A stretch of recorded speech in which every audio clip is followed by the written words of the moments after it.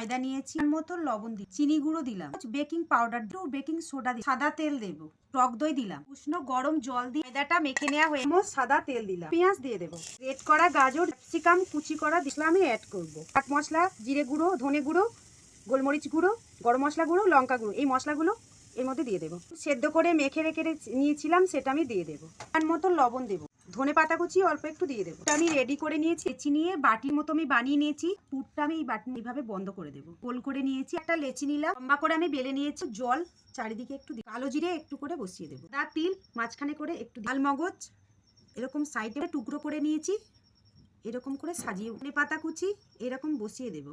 কুলচাগুলো আমি রেডি করেছি, অল্প একটু জল দিলাম, জলের মধ্যে কুলচাটা আমি বসিয়ে ঢাকনা দেবো। ঢাকনাটা আমি খুলে নিয়ে চামচ মতো ঘি দিয়ে দেবো, উল্টে পাল্টে ভেজে নেবো। সুন্দর ফুলেছে দেখুন, কুলচাটা আমার ভাজা হয়ে গেছে। জলে ভাজা আলু কুলচাগুলো আমার রেডি, আর দেখতে যেমন সুন্দর, খেতেও দারুণ, গরম তুলতুলে একদম।